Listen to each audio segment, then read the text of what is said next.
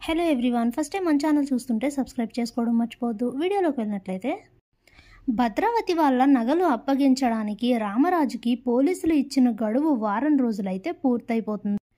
ఇక చివరి రోజున పోలీసులు అయితే రామరాజు ఇంటికి వస్తారు. వచ్చి రామరాజు గారు బయటికి రండి అని పిలుస్తూ ఉంటే, ఇంతలోనే భద్రావతి కుటుంబం అంతా కూడా బయటికి వచ్చి, వాడు అరెస్ట్ అవ్వడం చూసి మనం ఎంజాయ్ చేయాలి, అప్పుడే మన ఈగో సాటిస్ఫై అవుతుంది, మన కళ నెరవేరుతుంది కూడా అని చెప్తుంది భద్రావతి. ఇక అందరూ కూడా వచ్చి బాల్కనీలో నిల్చొని చూస్తూ ఉంటారు. ఇంతలోనే లోపల ఉన్న రామరాజు కుటుంబం అంతా కూడా రామరాజుని బయటికి వెళ్ళొద్దని, పోలీసులకు కనిపించొద్దని, వాళ్ళు అరెస్ట్ చేసేస్తారని మనిషో విధంగా చెప్తూ ఉంటారు రామరాజు కుటుంబం. ఇక వేదవతి చాలా బాధపడుతూ ఏడుస్తూ ఉంటుంది. ఇంతలోనే రామరాజు, ఇక జరిగింది చాలు, నన్ను వదలండి, ఇది నాకు చిన్న కొడుకు ఇచ్చిన గొప్ప బహుమానం, నేను దీన్ని స్వీకరించకపోతే ఎలా, వాడిని కన్నందుకు ఇది నేను అనుభవించి తీరాల్సిందే అని చెప్పి బయటికి వస్తూ మళ్ళీ అక్కడే ఆగి, నాకు నేను అరెస్ట్ అవుతున్నందుకు బాధగా లేదు, పోయింది ఎలాగో కుటుంబ పరువు పోయింది, కానీ ఇప్పుడు నా బాధ అంతా పెద్దోడి పెళ్లి గురించే. ఇప్పుడు నన్ను పోలీసులు అరెస్ట్ చేసి తీసుకుని వెళ్లే టైంకే పెళ్లి వాళ్ళు కూడా వస్తామన్నారు. వాళ్ళకి ఈ విషయం అంతా తెలిస్తే ఈ పెళ్లి కూడా క్యాన్సిల్ అవుతుందేమోనని నాకు చాలా బాధగా ఉంది బుజ్జమ్మ, ఏం చేయాలో అర్థం కావట్లేదు, నన్ను క్షమించరా అంటూ చందుని పట్టుకొని బాధపడుతూ ఉంటారు. నాన్న, అలా ఏం జరగదు, మీరు బాధపడకండి అని చెప్తూ ఉంటే, ఇంతలోనే పోలీసులు రామరాజు గారు బయటికి రండి అని పిలిస్తే ఇక బయటికైతే వస్తారు రామరాజు కుటుంబం. అప్పుడే ఎస్ఐ, మీకు ఇచ్చిన వారం రోజుల గడువు పూర్తి అయిపోయింది, మీరు వాళ్ళకి నగలు అప్పగించలేదు కాబట్టి మేము మిమ్మల్ని అరెస్ట్ చేస్తున్నాం అని చెప్పి సంఖ్యలు వేసి తీసుకుని వెళ్తూ ఉంటే, అది చూసి భద్రావతి వాళ్ళు చాలా హ్యాపీగా ఫీల్ అవుతూ ఉంటారు. ఇంతలోనే ప్రేమ, ధీరజులు వస్తారు. ధీరజ్ని చూడగానే చాలా కోపం వస్తుంది రామరాజుకి. అప్పుడే ఎస్ఐ, రా ధీరజ్, కరెక్ట్ టైంకి వచ్చావు, మీ నాన్నగారితో పాటు నిన్ను కూడా అరెస్ట్ చేయాలి, కానిస్టేబుల్స్ సంఖ్యలు వేయండి అని అంటే, అవసరం లేదు, మీరు సంఖ్యలు వేయాల్సిన అవసరం లేదు, ఫస్ట్ మా నాన్నగారికి వేసిన సంఖ్యలు తీయండి అని చెప్తే ఇరు కుటుంబాలు కూడా స్టన్ అవుతారు.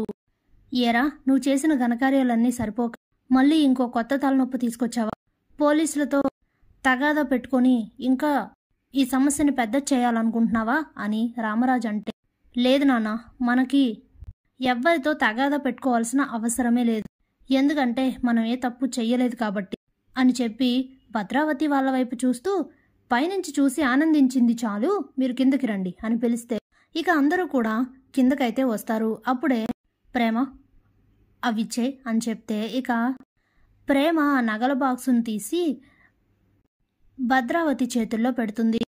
దాంతో షాక్ అయిపోతారు భద్రావతి వాళ్ళు. ఇక వేదవతి కుటుంబం అంతా చాలా హ్యాపీగా ఫీల్ అవుతూ ఉంటుంది. అప్పుడే భద్రావతి, ఏంటిది, మళ్ళీ గిల్ట్ నగలు తీసుకొచ్చి వాడిని అరెస్ట్ అవ్వకుండా ఆపాలనుకుంటున్నారా అని అంటే, అప్పుడే ధీరజ్, మాకు అవసరం లేదు, అవి ప్యూర్ గోల్డ్ నగలు, కావాలంటే చెక్ చేసుకోవచ్చు, అది కూడా మీరు ఇచ్చిన 7 వారాల నగలే, ఇంతకుముందు ప్రేమ దగ్గర ఉన్న నగలే, కావాలంటే చెక్ చేసుకోండి అని ధైర్యంగా చెప్పేసరికి, నాకు నీ మీద నమ్మకం లేదు అని చెప్పి గోల్డ్ ప్యూరిటీ చెక్ చేసే వ్యక్తిని పిలిపించి వెంటనే గోల్డ్ ప్యూరిటీ చెక్ చేయిస్తే ఇది 24 క్యారెట్ ప్యూర్ గోల్డ్ అని ఆ చెకింగ్లో తేలుతుంది. దాంతో తేరుకోలేని షాక్లో పడిపోతుంది భద్రావతి. ఇక పోలీసులు, మీరు అన్న మాట నిలబెట్టుకున్నారు, ఇక మిమ్మల్ని అరెస్ట్ చేయాల్సిన అవసరం లేదు అని చెప్పి రామరాజుకు సంఖ్యలు తీసేసి అక్కడి నుంచి వెళ్ళిపోతారు. ఇక రామరాజు కుటుంబం ఆనందానికైతే అసలు అవధలే ఉండవు. అప్పుడే భద్రావతి తన మనసులో, ఏంటిది, ఈ నగల వంకతో వాడిని అరెస్ట్ చేయించి వాడు పరువు తీద్దాము అనుకుంటే ఇదేంటి ఇలా జరిగింది, అసలు వీళ్ళు నగలు ఎలా తెచ్చుంటారు మళ్ళీ అని అనుకుని ఆలోచిస్తూ ఉంటుంది. ఇక ఇంతలోనే రామరాజు కుటుంబం అంతా లోపలికి వెళ్ళిపోతూ ఉంటారు. అప్పుడే ప్రేమ శారదాదేవిని చూసి నవ్వుతూ సంతోషంగా లోపలికి వెళ్ళిపోతుంది. ఇంతలోనే శారదాదేవి జరిగిందంతా కూడా గుర్తు చేసుకుంటుంది. ముందు రోజు సాయంత్రం శారదాదేవి ప్రేమ నెంబర్కి ఫోన్ చేస్తుంది. ఆ ఫోన్ పని చేయకుండా ఉంటుంది, అసలు పనిచేస్తుందో లేదో అని టెన్షన్ పడుతూ ఉంటుంది. ఇంతలోనే ప్రేమ నెంబర్ పని చేయడంతో చాలా సంతోషిస్తుంది శారదాదేవి.